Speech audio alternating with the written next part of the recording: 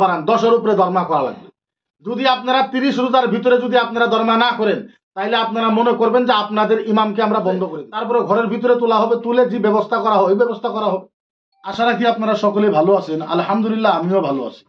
অল্প সময় কিছু আলোচনা করব আসামের আলেমের পরিস্থিতি নিয়ে।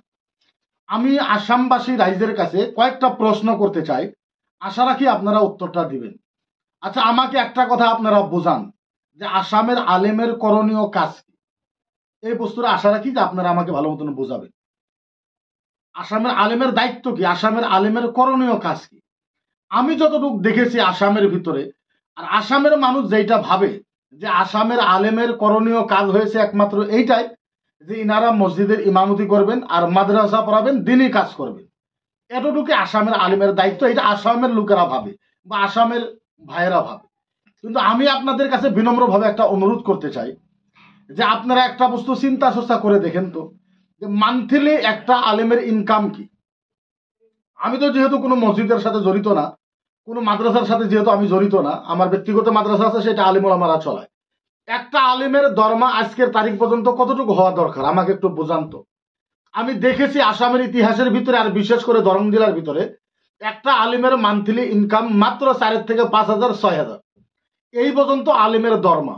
আচ্ছা, আমাকে বোঝান তো, এই 5-6,000 7,000 টাকা দরমা দিয়ে একটা আলিমের পুরা মাসের খরচা বাইরে হবে নাকি? এই কথাটা আমাকে বুঝেন তো।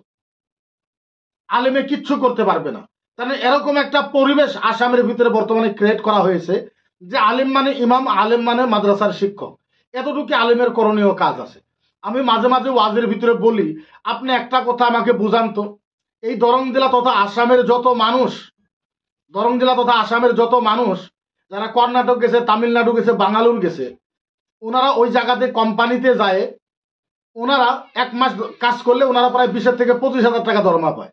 আচ্ছা, আমাকে বুঝান, একটা আম মানুষ, জেনারেল শিক্ষিত ছেলে একটা বা মূর্খ ছেলে একটা যদি কর্ণাটক, তামিলনাড়ু, বাঙ্গালুর যায়, যদি উনি মান্থলি মাসে যদি 20-25,000 টাকা ইনকাম করে আনে, আচ্ছা আমাদের মতন আলেম যারা উলামা আছে, এনারা কি 25,000 30,000 টাকা মাসে পাবে না?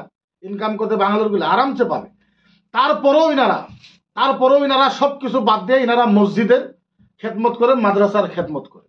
আপনারা যদি এইভাবেই করেন, আলেমের দরমা যদি 5-6 হাজার টাকাই থাকে, আমি একটা কথা বলি, ভবিষ্যৎবাণী করে একটা মনে রাখবেন, একটা আইডিয়া করে আপনাদেরকে বলতেছি, 2030-এর পরে আসামের ভিতরে আপনারা আলেম পাবেন। কারণ আলেম 5-6 হাজার টাকা দিয়ে আসামের ভিতরে আর থাকবে না। 2030-এর পরে আপনারা আলেম পাবেন না। কিন্তু তখন আপনারা না মসজিদের ইমাম পাবেন, না মুয়াজ্জিন পাবেন, না মাদ্রাসার শিক্ষক আপনারা পাবেন।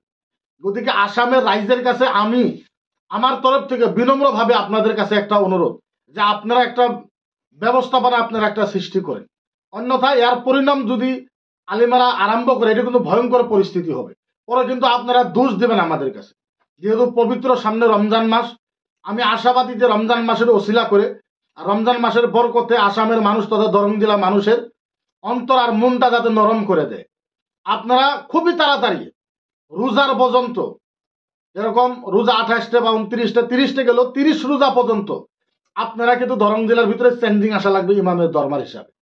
যদি আপনারা 30 রোজা পর্যন্ত যদি প্রত্যেকটা আলেমের, মসজিদের ইমামের দরমা আর মাদ্রাসার শিক্ষকের দরমা যদি 10-এর উপরে না হয়, 10-এর তলে বাদ দিন, 10-এর উপরে যদি না হয়, তাইলে কিন্তু ঈদের পরে কিন্তু আমরা বৃহৎ ব্যবস্থা নেওয়ার জন্য কিন্তু আমরা অটুট হয়ে আছি।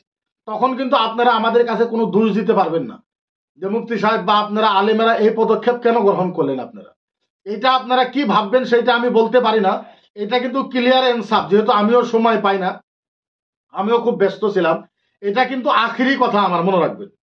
এটা যদি ভাবেন যে মুফতি সাহেব বহুত কিবা বললেন, তা না।